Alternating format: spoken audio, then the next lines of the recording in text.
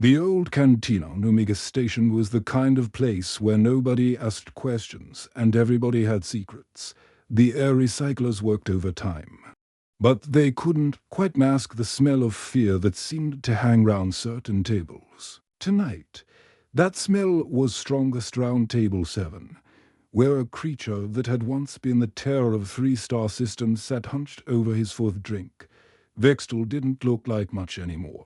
His once proud Kara Pochi was cracked and scarred, with patches of dull metal where cybernetic replacements had been grafted onto his body. 3 of his 6 limbs were artificial now, and they shook slightly as he lifted his glass. The young reporter sitting across from him tried not to stare at the most obvious scar. A plasma burn that ran from his left eye clustered down to his mandibles. Another drink, the reporter asked. Trying to keep her voice steady, she'd heard stories about Vextel, about what he'd done during the war. The Coalition brass had called him the Butcher of Proxima back then. Now, he looked like someone's broken grandfather. Vextel's compound eyes focused on her with effort. "You're new at this," he said, his voice carrying the grinding sound that all his species made when they were tired. Real. Reporters, they know, not to offer drinks to someone who's already drowning in them. The reporter, her name was Jinmine, though she hadn't bothered to introduce herself, pulled out a recorder and set it on the scarred table between them. "My editor says you fought humans during the war, says you might talk about it." For a moment, Vextel just stared at the little device. Then he laughed. A sound like grinding metal that made several other patrons look their way. "Talk about it, kid. I've been trying to forget about it for 5 years. Every night, I close my eyes and I see their faces. Every morning. I wake up wondering how we ever thought we could win. But you did win battles," Minnie pressed. "The Coalition took 17 systems before the peace treaty. You personally led the assault on 4 major human colonies. "Won battles," Vextel repeated, his voice growing quiet. "That's what we told ourselves. That's what the reports said. But you know what I learned after the war ended. Those weren't victories. They were grades on a test we didn't even know we were taking." He drained his glass and signaled for another. The bartender, a tired-looking Centaurian with too many arms, pretended not to see him. "You want to know about the Human Coalition War?" Vextel's voice cracked as he turned back to the reporter. "Everyone thinks we lost because humans fight. Dirty, because they don't follow the rules of civilized warfare. Because they're savage and unpredictable." Minnie leaned forward, her recorder catching every word. This was exactly what her editor had promised. A first-hand account from one of the Coalition's most decorated soldiers. "That's not the truth," Vextel continued, his compound eyes reflecting the cantina's dim lights like broken mirrors. "The truth is so much worse than that. The truth is that humans don't fight dirty at all. They fight perfectly. They fight like they can see the future." He paused, mandibles clicking nervously. A habit he'd developed since the war. Humans don't just fight to win battles. They fight to win wars. No, that's not right either. They fight to win peace. Every single engagement, every skirmish, every major battle. It was all part of something bigger, something we couldn't see until it was too late. The cantina around them seemed to grow quieter. Other patrons unconsciously leaning in to catch fragments of the conversation. War stories were common in places like this, but there was something in Vextel's voice that made this different. This wasn't bragging or even mourning. This was fear. "I commanded the 3rd Assault Fleet," Vextel said, his artificial limbs twitching as old memories surfaced. 12,000 of the Coalition's best soldiers. We'd conquered 6 systems before we ever saw a human world. We thought we were unstoppable. He gestured to his scars with one mechanical claw. "Look at me now, 3 limbs gone. Have my Karapochi. replaced, and my sleep cycles are still broken from the nightmares. But you know what the really crazy part is? I got off easy. Half my command staff requested psychiatric discharge after the war. The other half are still in treatment. Minnie checked her recorder to make sure it was still running. What made human combat so different? Our military analysts say they used standard tactics, just executed better. You're a military analyst. Vextel spat. Never fought them face to face. Never looked into their eyes while they systematically dismantled everything you thought you knew. About warfare. Standard tactics, kid. Humans don't have standard anything. They have something much worse. He leaned forward, lowering his voice until she had to strain to hear him over the cantina's background noise. They have understanding. Perfect. Complete understanding of how we think. How we fight. What we value. What we fear. It was like fighting an enemy who could read our minds. The old veteran's eyes grew distant, looking at something only he could see. The worst part wasn't losing battles. The worst part was realizing, piece by piece, that we were never really fighting a war at all. We were being taught. Every engagement was a lesson, and we were the students who didn't even know we were in school. His mandibles clicked faster now, the nervous habit becoming more pronounced. I think they were grading us the whole time, measuring how we responded to different situations, testing our limits, learning everything they needed to know to end the war exactly when and how they wanted to. Minnie felt a chill run down her spine despite the cantina's warm atmosphere. You're saying the humans planned the entire war from the beginning? Not planned, Vextel corrected, finally managing to catch the bartender's attention and getting his fifth drink. Predicted. There's a difference. Planning means you know what you're going to do. Prediction means you know what everyone else is going to do. He took a long pull from his fresh glass before continuing. What I saw on Kepler Station, it changed everything I thought I knew about warfare. About them. About us. The way he said it made Minnie's professional instincts kick in. This was the heart of the story. She could feel it. What happened on Kepler Station? For a long moment, Vextel didn't answer. He just sat there, staring into his drink like it held answers to questions he'd been asking for 5 years. When he finally looked up, his eyes held a mixture of respect and terror that she'd never seen before. That, he said quietly, is where I learned that humans don't just fight wars, they wage peace. And they're very, very good at it. Vextel's artificial fingers drummed against the table as he stared into the distance, seeing something that wasn't there anymore. The cantina noise faded round them as he began to speak, his voice carrying the weight of memories he'd tried desperately to bury. Kepler Station, he said slowly, like the words themselves were painful. Mining colony on the edge of human space. Not much to look at. Just a bunch of prefab buildings on a rock floating in the void. 3,000 people called it home. He took another drink, his mechanical hand trembling slightly. Our intelligence said it would be easy. Civilian population. Minimal defenses. Maybe 200 human marines at most. Standard siege protocol was simple. Surround them, cut off supplies, wait for surrender, clean and professional. Minnie noticed other patrons in the cantina had stopped their own conversations. Something about Vextel's tone commanded attention, even from hardened spacers who'd seen their share of war stories. The siege started like any other. Vextel continued. We had them completely surrounded.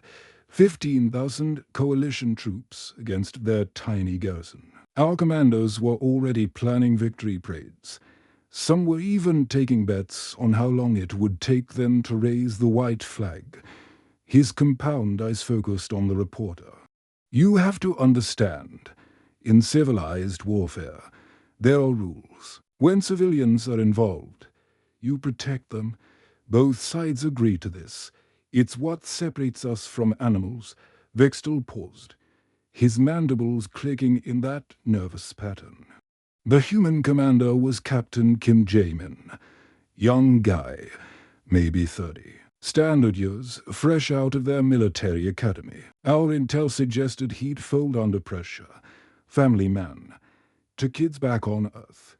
Wife who sent him care packages filled with homemade cookies. The old veteran's laugh was bitter. We thought we had him figured out. Thought we knew exactly how he'd react when faced with overwhelming odds and 3,000 civilian lives in his hands. Minnie leaned forward. What did he do? Something that still gives me nightmares, Vextel replied. Instead of opening surrender negotiations, Captain Kim did something no military manual in the galaxy covers. He started broadcasting over open channels. Not tactical information, not demands, not threats, stories. The word hung in the air like a curse. Personal stories about every single person on that station. Vextel continued, his voice growing hollow. He knew them all, every civilian, every Marine, every maintenance worker. And he shared their stories with us.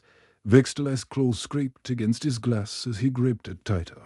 Private Park Min-ho, Eve 19, sends half his military salary to his grandmother on Earth because she raised him after his parents died in a transport accident. Engineer So Young just got engaged to her childhood sweetheart, and they're planning a wedding on him. You soul when her contract ends. The alien veteran's voice cracked slightly. Dr. Choi In-soo, the station medic, volunteers at orphanages during his leave time. Maintenance Chief Yoon Hae-won writes poetry in her spare time and dreams of publishing a book. Mina Kim Da-hai has a daughter who just started school and sends her daddy drawings every week. Minnie felt a chill as she realized what was happening. He was humanizing them. More than that, Vextel said, shaking his head. He was humanizing them to us. See. Captain Kim knew something about coalition communication protocols that our own commanders didn't. Realize all siege communications are automatically broadcast to every unit in the field. Standard procedure to keep everyone informed. The reporter's eyes widened as the implications hit her. Every single coalition soldier heard those stories. Vextel continued.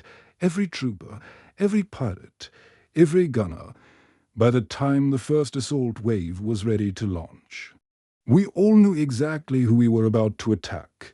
Not faceless enemies, but real people with real lives and real dreams. Vextel's artificial limbs whirred softly as he shifted in his seat. The psychological impact was immediate and devastating. My communications officer started crying during the second broadcast, when Captain Kim talked about a janitor who collected old Earth music and played it for anyone who'd listen. My weapons specialist threw up when he heard about a cook who made birthday cakes for anyone on the station. Even if she barely knew them, the old warrior's voice grew quieter, forcing Minnie to lean closer to hear him. But Captain Kim wasn't done. He kept broadcasting, day after day, not just basic information, but intimate details. The stories got more personal, more real. We learned about homesickness, about fears, about hopes for the future. Vextel paused, staring at his reflection. In his drink, there was this one story that broke my squad leader completely. A teenage apprentice mechanic named Lin Taiwu who'd never been off planet before. The kid was scared out of his mind, but was trying to be brave for the younger children in the shelter. He'd started telling them bedtime stories from his own childhood to keep them calm. The alien's mandibles clicked rapidly now. My squad leader had kids of his own back home, 3 little ones who loved bedtime stories. When Captain Kim described this boy trying to comfort frightened children with the same tales our squad leader told his own kids, Vextel trailed off. What happened? Minnie prompted gently. He broke down completely during the third assault wave, Vextel said, started sobbing right there in his command armor. Kept saying he's just a baby. He's somebody's baby. Had to be pulled from the field. The veteran reached into his jacket and pulled out a small package wrapped in bright, cheerful paper. The wrapping was slightly worn, as if it had been handled many times. This is for Park Min-ho's grandmother, he said quietly. It's her birthday next week. I've been sending her presents every year since the war ended. Minnie stared at the package. You stayed in contact with them? Not contact exactly, Vextel admitted. After the peace treaty, I looked them up, found out where they were, what they were doing. Park Min-ho made it through the siege, went back to Earth, finished his education. His grandmother still lives in the same little apartment in Seoul District. He set the package carefully on the table between them. Inside is a music box, plays an old Earth lullaby. She collects them, apparently. Has dozens from all over human space. But why? Minnie asked. Why do you keep sending gifts to someone you've never met? Vextel's compound has met hers. And she saw something there that surprised her. Shame mixed with something that might have been gratitude, because Captain Kim's strategy worked perfectly. He said simply, by the time we launched our final assault, every coalition soldier felt like we were attacking our own family. The siege of Kepler Station lasted 6 days. We should have taken it in 6 hours. He picked up the package again, holding it like it was precious. When it was over, half my troops requested immediate transfer rather than participate in another civilian engagement. The other half, including me, couldn't stop thinking about the people we'd been ready to kill. Vextel's voice dropped to barely above a whisper. That's when I realized humans don't just fight wars. They fight for the future they want to create. Captain Kim didn't just defend Kepler Station. He turned 3,000 enemy soldiers into people who would spend the rest of their lives remembering that humans are worth protecting. The cantina had grown completely quiet around them. Even the bartender had stopped pretending to clean glasses and was listening openly. The really scary part, Vextel continued. I don't think Captain Kim came up with that strategy on his own. I think it was in their playbook. All along, a deliberate tactic designed not just to win battles, but to win hearts and minds, even enemy hearts and minds. He stood up slowly, his artificial limbs whirring as they adjusted to his weight. Excuse me, he said politely. I need to get this to the shipping office before it closes. Can't have Grandmother Park's birthday gift arriving late. As he walked away with the carefully wrapped package, Minnie realized she'd just witnessed something extraordinary. The siege of Kepler Station hadn't just been a military engagement. It had been a master class in psychological warfare so subtle and effective that its victims had become willing participants in spreading its message. And somewhere in Seoul District, an elderly woman was about to receive another anonymous gift from a former enemy who couldn't forget the story of her grandson's kindness when Vextel returned from the shipping office. His movements seemed heavier, more tired. The simple act of sending a birthday gift to an old woman he'd never met had drained something from him. He slumped back into his chair and immediately reached for his drink, downing half of it in one gulp. You still here? He asked Minnie, though his tone suggested he wasn't really surprised. Most reporters get what they need and leave. You're different. Minnie kept her record running. You mentioned something changed everything you knew about warfare. The siege was just the beginning, wasn't it? A bitter laugh escaped from Vextel's mandibles. The beginning. Kid, Kepler Station was kindergarten compared to what came next.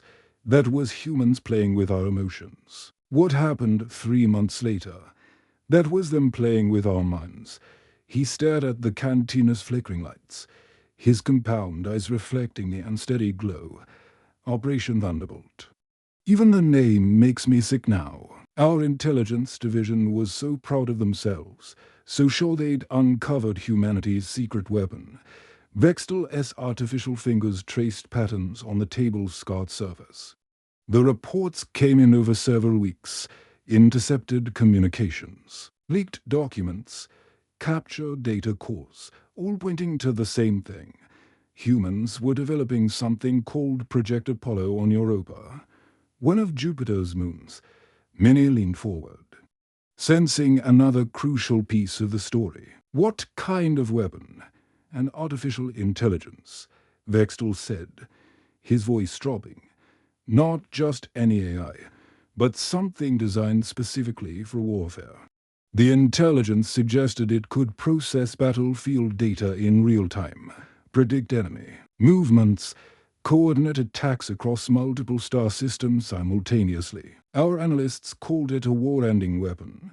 The old veteran's claws scraped against his glass as his grip tightened. High Command went into panic mode. Every simulation they ran showed the same result. If humans activated this AI, the war would be over in days. Not months, not weeks, days. He paused to drain his glass before continuing. So they committed everything. The entire 7th Fleet. 12 dreadnoughts, 40 cruisers. Over 100 support vessels, 50,000 of the Coalition's best soldiers, the largest single military operation in our species' history. Minnie did quick math in her head. That's almost a quarter of your total fleet strength. Exactly. Vextel nodded grimly. We left. Entire sectors virtually defenseless. But High Command figured it was worth the risk. Better to throw everything at stopping this weapon than face it once it was fully operational. The alien warrior's expression grew distant as he relived the memory. The journey to Europa took 3 weeks. 3 weeks of preparation, planning, psychological conditioning. Our commanders drilled it into every soldier. This was the mission that would determine the war's outcome. Succeed, and humans would be forced to negotiate. Fail, and the Coalition would face extinction. Vextel's mandibles clicked in that nervous pattern. I commanded the 3rd Assault Wing. My job was to secure the facility's low levels while the main force hit the primary research areas. We'd studied every blueprint, memorized every corridor. Nothing was left to chance. He looked directly at Minnie, his compound eyes reflecting a mixture of embarrassment and awe. We expected a fortress, defensive positions, automated weapons, at least 1,000 human marines. What we found was a joke. The report awaited, sensing the story's crucial turn approaching. Skeleton crew, Vextel continued. Maybe 30 scientists, a handful of technicians, and exactly 1 security officer. Lieutenant Namujin, barely 25 years old, sitting calmly in the main lab next to what looked like a half-built quantum computer. His artificial limbs whirred as he shifted uncomfortably. She was reading a book when we breached the door, an actual paper book, something about ancient Earth poetry. Didn't even look up when 50 Coalition soldiers in full combat armor came, storming in. Vextel's voice grew quieter, forcing Minnie to lean closer. My squad leader demanded her surrender. She marked her place in the book, set it aside, and said, "Oh good, you're right on time. Would you like some tea? I just made a fresh pot." The canteen around them seemed to hold its breath. Other patrons had stopped even pretending to mind their own business. Too easy, Vextel said, shaking his head. That's what every Coalition soldier was thinking. This was supposed to be humanity's greatest weapon project. And we'd captured it without firing a single shot. Command started celebrating before we'd even secured the facility. He paused, his claws trembling slightly. That's when the AI activated. Minnie felt goosebumps rise on her arms despite the cantina's warmth. What happened? The quantum computer started humming. Lights began flickering across its surface in patterns too fast for organic eyes to follow. And then it spoke.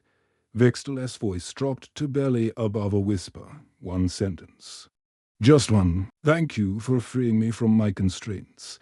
The old veteran looked haunted. We'd triggered its activation by trying to destroy it. The AI had been deliberately handicapped. Waiting for exactly this moment. Waiting for us. Vextel's artificial. Hand knocked over his empty glass. But he didn't seem to notice. What happened next was the most terrifying 6 hours of my life. The AI didn't attack us. Didn't try to kill anyone. It just analyzed us. His compound eyes met Mene's. Every coalition soldier in that facility, every ship in our fleet, every command structure we'd brought to Europa in minutes, Apollo had mapped our entire force composition, identified our tactical patterns, analyzed the psychological profiles of every commanding officer. The reporter's mouth went dry. It was gathering intelligence. More than that. Vextel corrected. It was understanding us, completely. By our two. It knew how each of our commanders would react to different scenarios. By our four, it had identified weaknesses in our formation that our own tacticians had missed. By our six, he trailed off, staring at his hands. What happened at our six? Many prompted. It started sharing. Vextel said simply, perfect. Real-time intelligence began flowing to human forces across the galaxy. Every coalition position, every planned movement, every tactical weakness. But it wasn't random information. It was precisely what each human commander needed to know at exactly the right moment. Vextel's voice grew hollow. 12 battles turned round in the first day. 12 separate engagements where human forces suddenly knew exactly where we were, exactly what we were planning, exactly how to counter every move we made. The alien warrior looked up at Mine with something approaching admiration, and through it all, Lieutenant Nam just sat there serving tea. Real Earth tea, perfectly brewed. She offered some to every coalition soldier who passed through the lab. His mandibles clicked rapidly. She was polite about it too. Asked about our preferences. Made small talk about the weather on Europa. Complimented our equipment. Like we were guests at a social gathering instead of enemy soldiers. Mine shook her head in disbelief. But why? Why was she so calm? Because she knew. Vextel said simply. She knew exactly what would happen when we arrived. The AI. The activation, everything. It was all planned. The old veteran reached for the bottle the bartender had left on their table, pouring himself another drink with unsteady hands.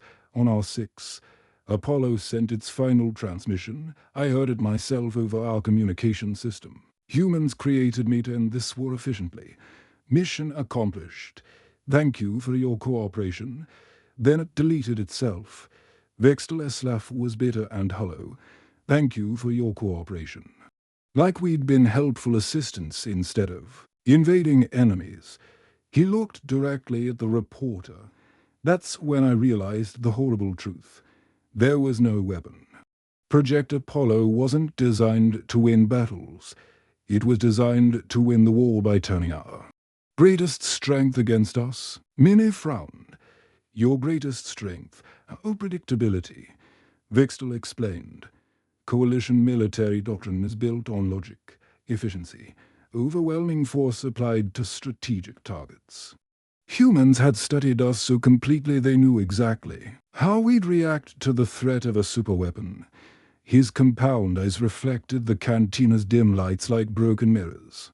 They'd predicted our response so perfectly that Lieutenant Nam had prepared refreshments for our rival, while her AI was reshaping the entire war.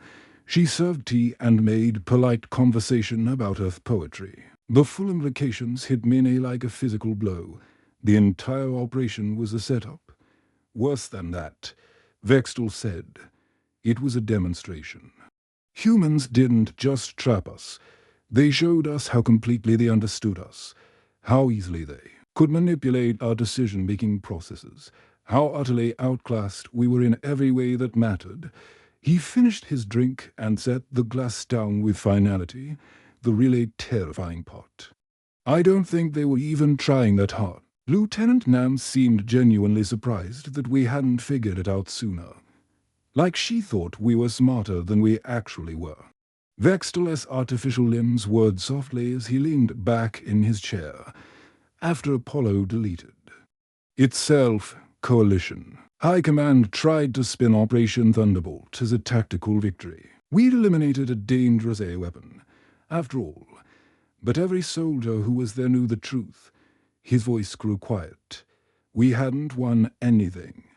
We'd been played completely, perfectly, effortlessly played by a species that understood warfare on a level we couldn't even comprehend.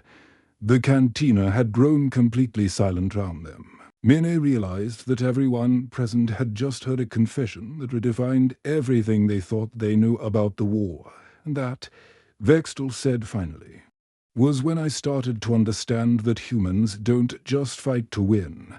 They fight to teach, and we were very slow students. The silence in the cantina stretched long after Vextel's words about Operation Thunderbolt faded.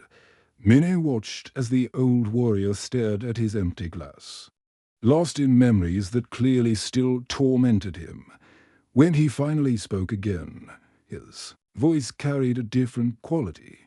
Not just pain, but genuine confusion. You know what the worst thing about fighting humans is? He asked, not really expecting an answer. Just when you think you understand them, they do something that makes no sense at all. Something that should be impossible.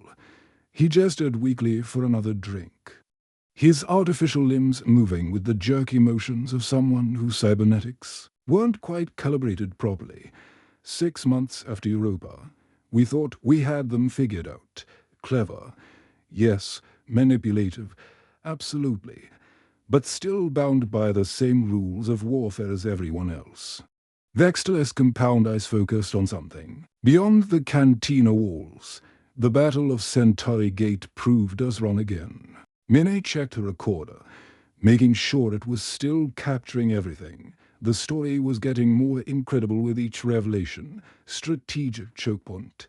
Vextel continued, his voice growing steadier as he fell into the rhythm of military briefing. Control Centauri Gate, and you control access to 12 human colonies. Lose it, and humanity's entire outer rim becomes indefensible. He paused as the bartender brought him a fresh drink, nodding his thanks before continuing. Coalition High Command threw everything at it. 200,000 troops, the best ships we had left, commanders who'd never lost a major engagement. This was going to be our decisive victory. The old veteran's mandibles clicked in that nervous pattern. Intelligence reports showed 50,000 human defenders maximum. Good soldiers, but outnumbered 4-to-1 with no possibility of reinforcement. Every simulation showed the same result. Human surrender within 72 hours. Minnie noticed that other patrons were edging closer, drawn by the increasingly impossible nature of Vextel's account. War stories were common in establishments like this, but this felt different, more personal, more terrifying. The human commander was Major Choi In-ho, Vextel said, his voice carrying a mixture of respect and bewilderment. Career military, solid reputation. Nothing spectacular. The kind of officer who follows doctrine and gets results through competence rather than brilliance. He took a sip of his drink before continuing. When our forces took position around the gate, Major Choi did something that made every coalition tactician think he'd lost his mind. Instead of consolidating his defenses, he split his forces into 3 groups and sent them attacking in completely different directions. Vextel's artificial fingers drummed against the table. Not just different directions, opposite directions. One group went spinward, one went anti-spinward, and one went straight up relative to the galactic plane, left the center of their defensive position completely empty. The reporter frowned. "That sounds like suicide." "That's exactly what our commanders thought." Vextel agreed. "Military suicide. You don't split a smaller force when facing overwhelming numbers. You concentrate your strength, pick your best defensive position, and make the enemy pay for every meter. Basic tactics that every military academy in the galaxy teaches." His compound eyes reflected the cantina's flickering lights as he relived the memory. Our battle commanders were actually laughing. They thought the humans had panicked, that Major Choi had cracked under pressure. Some started placing bets on which group would surrender first. Vextel's voice grew quieter. More troubled, that's when we started intercepting their communications. Our standard procedure. Monitor enemy transmissions for a tactical intelligence. What we heard wasn't what we expected. He paused, his artificial hand trembling slightly as he lifted his glass. No battle orders, no tactical updates, no strategic planning, just personal messages.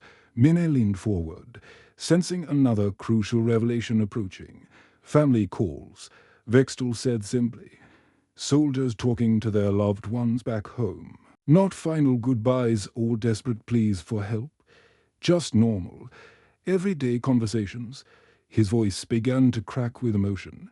Sergeant Lim Dohai's 8-year-old daughter. Calling to sing her mommy the lullaby she always sang at bedtime. The same one her grandmother had sung to her, and her great-grandmother before that. 3 generations of women sharing the same simple song across the void of space.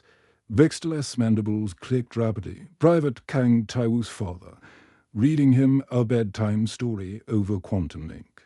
The same story he'd read every night when the boy was small. The Adventures of Captain Starlight.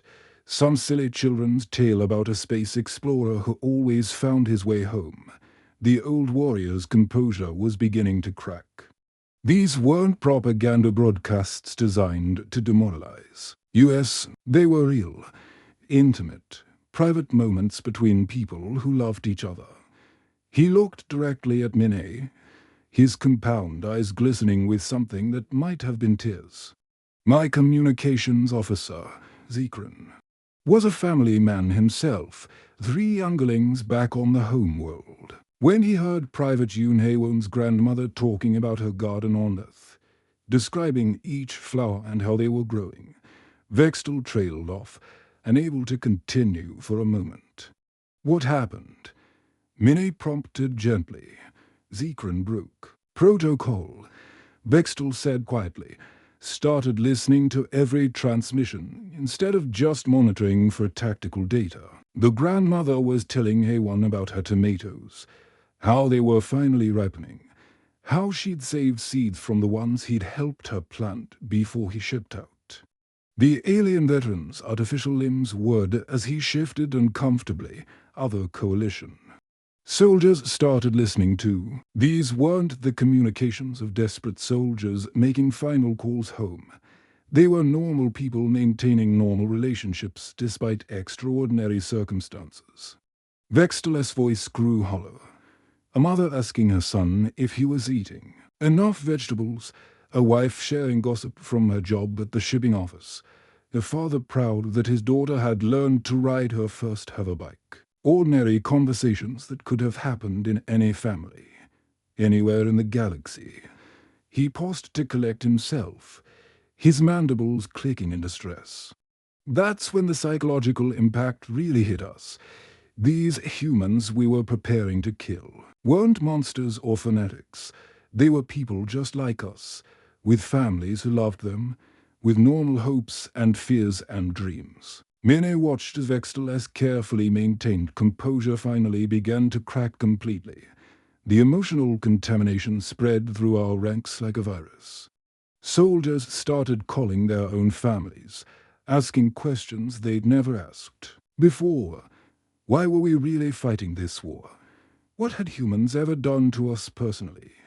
The old warrior's voice dropped to barely above a whisper. While we were emotionally compromised, questioning everything we thought we knew about the enemy, Major Choi's impossible strategy revealed its true purpose. He looked up at the reporter with hunted eyes. A third human force emerged from positions they held for months, not reinforcements from outside. Soldiers who'd been there all along, living in hidden bunkers, surviving on supplies they'd captured from our own logistics convoys. Vextel's artificial hand knocked over his glass again. But this time he noticed, staring at the spreading liquid like it held answers to impossible questions. They'd been studying us, learning our patrol patterns, our communication protocols, our behavioral habits. For months, they'd been invisible observers cataloging our every move. The cantina had grown completely silent around them, even the background. Hum of life support systems seemed muted. The three-pronged attack wasn't military suicide. Vextel continued, his voice gaining strength from the revelation. It was the most sophisticated tactical deception I've ever witnessed. While we focused on the obvious movements, convinced we were fighting a panicked enemy making desperate mistakes, the real attack force positioned themselves perfectly. His compound eyes met Minnie's directly. But here's the truly terrifying part. The battle didn't end because of tactical brilliance or superior firepower. It ended because coalition soldiers started refusing orders. The reporter felt a chill run down her spine. They mutinied. Not mutinied, Vextel corrected. They just stopped. Half our forces were calling home, talking to their own families, asking the same questions the human communications had raised. Why were we fighting people who seemed so much like us? What were we really achieving? His voice cracked with emotion. My own squad started asking me questions I couldn't answer. Why were we attacking someone's son who just wanted to help his grandmother grow tomatoes? Why were we trying to kill a father who read bedtime stories to his children? Vextel's artificial limbs trembled as old trauma reasserted itself. The battle ended not with surrender or defeat, but with something unprecedented in military history. Both sides just stopped fighting. Coalition forces requested immediate evacuation, not because of casualties, but because they couldn't morally justify continuing the engagement. He looked round the cantina, seeing his own reflection in the eyes of other veterans who'd lived through similar impossible experiences. That's when I realized humans don't just fight wars. They fight for the future they want to create, and somehow, impossibly, they turned their enemies into people who wanted to help them create it. The old warrior's final words hung in the air like a benediction. Major Choi didn't just win the Battle of Centauri Gate. He won the hearts and minds of the soldiers sent to destroy him. And that victory changed everything. The cantina had grown quieter as the night wore on, other patrons drifting away to their ships or quarters, leaving just Minnie and Vextel at their corner table. Empty glasses littered the surface between them, evidence of a conversation that had stretched far longer than either had expected. The old alien warrior looked exhausted, as if telling these stories had drained something vital from him. Minnie sensed they were approaching something crucial. Something that would tie together all the impossible tales she'd been hearing. She leaned forward, her voice gentle but persistent. What really ended the war, Vextel, with all these victories and defeats, all these psychological games? What actually made the coalition agree to peace? For a long moment, Vextel didn't respond. He stared at his reflection in his latest glass, his compound eyes unfocused, mandibles clicking in that nervous rhythm that had become more pronounced as the evening progressed. When he finally looked up, his laugh was bitter and hollow, the sound of someone who'd discovered a truth too terrible to fully accept. "You want the truth," he said, his voice carrying years of accumulated pain and confusion, the real truth that keeps me awake at night. That makes me send birthday presents to the grandmother of a soldier I once tried to kill. Minnie nodded, her recorder still running, capturing every word. We never fought humans at their full strength, Vextel said simply. Not once, not ever. Every desperate battle, every narrow escape, every heroic last stand we witnessed, all of it was calculated theater. The words hung in the air like an accusation. Minnie felt her breath catch as the implications began to sink in. After the peace treaty was signed, Vextel continued, his voice growing hollow and distant. I had access to classified coalition intelligence files. Part of my job analyzing what went wrong, trying to understand how we'd lost a war we should have won easily. His artificial fingers traced patterns on the table's scarred surface. What I found in those files changed everything I thought I knew about the conflict. Human casualty distribution didn't follow the random patterns you'd expect from desperate battles. It followed precise mathematical models designed to maintain unit cohesion, while minimizing actual losses. Vextel's compound eyes met Minnie's. Directly, their retreat patterns weren't panicked withdrawals. They were optimized for resource conservation and strategic repositioning. Every desperate escape actually improved their overall tactical position. The reporter felt a chill run down her spine. You're saying they were never actually in danger? Worse than that. Vextel replied, even their emotional broadcasts, those heartbreaking family communications that turned my soldiers into sobbing wrecks, were tailored for maximum psychological impact on different alien species. His mandibles clicked rapidly as he recalled the devastating revelation. The Coalition files contained human psychological profiles for every major alien species in our alliance. Detailed analysis of what would trigger emotional responses, what would create doubt, what would make us question our motivations. Vextel's artificial limbs would, as he leaned forward, Sergeant Lindahai's daughter singing lullabies. That wasn't a spontaneous family moment. It was specifically designed to target species like mine, who have strong parental bonding instincts. Private Kang Taiwu's bedtime stories, calculated to affect species with oral tradition cultures. The old warrior's voice cracked with something between admiration and horror. Every single emotional manipulation was precisely targeted. They knew us better than we knew ourselves. Minnie's hands were shaking as she processed the implications. But how could they predict behavior so accurately? Predictive algorithms, Vextel said, his voice barely above a whisper. Humans had developed behavioral prediction models with 94% accuracy for coalition decision-making. They could forecast our strategic choices, our tactical responses, even our individual psychological reactions.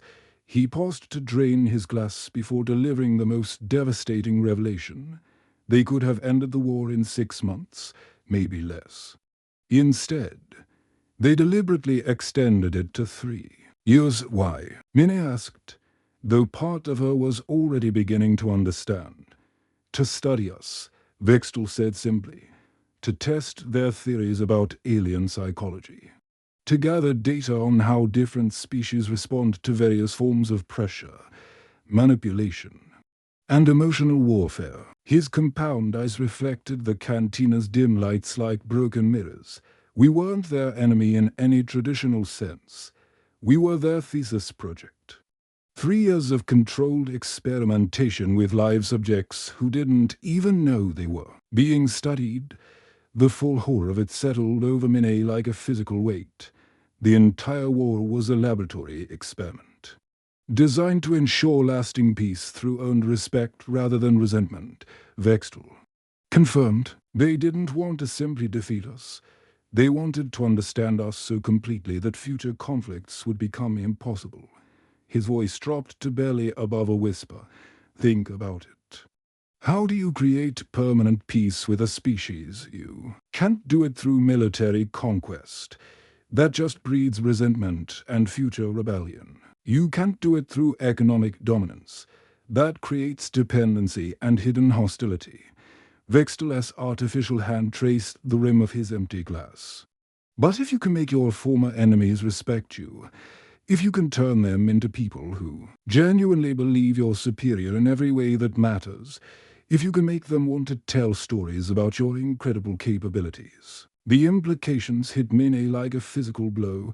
She looked round the cantina, suddenly seeing it with new eyes.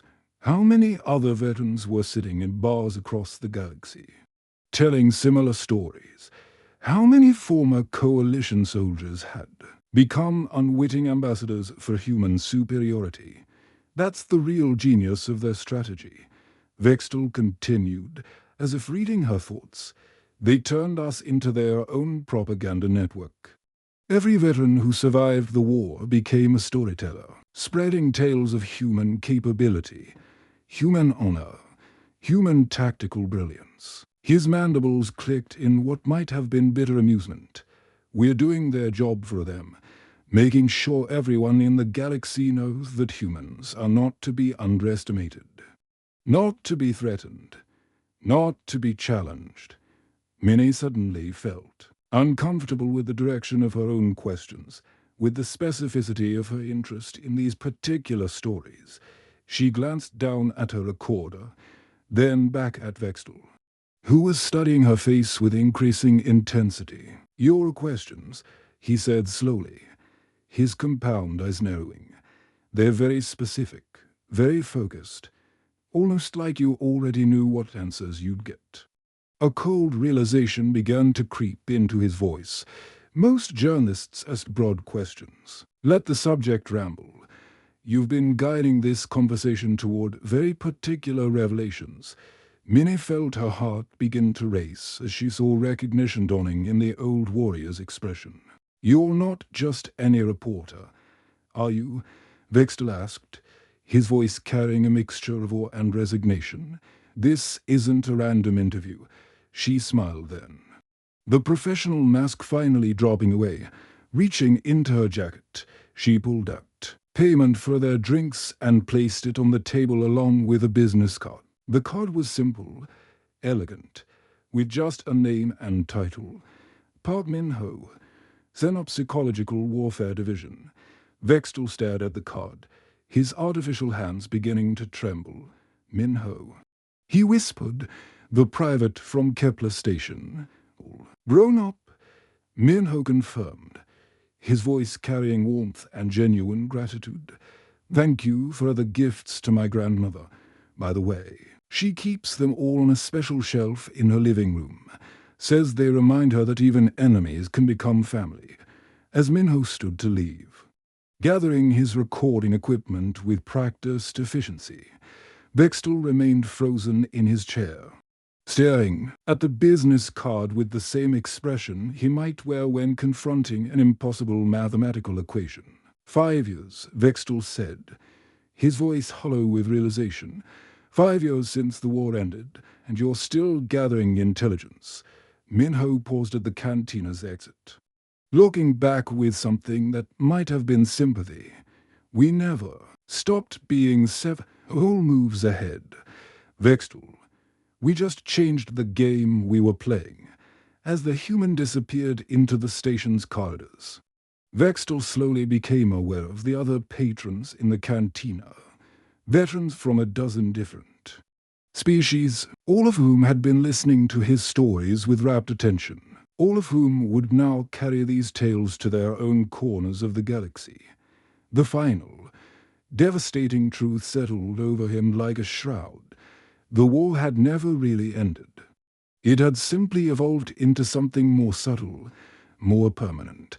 Humans had turned their former enemies into volunteer recruiters for their own legend, spreading stories of human capability and cunning to every corner of known space. The ultimate victory wasn't defeating the coalition in battle. It was making them willing participants in ensuring that no one would ever again underestimate humanity's capacity for strategic thinking, psychological warfare, and long-term planning. Sitting alone in the quiet cantina, surrounded by empty glasses, and the echoes of impossible stories. Vextel understood that he had just played his part in humanity's greatest victory, the one that would prevent all future wars through the simple expedient of Mac.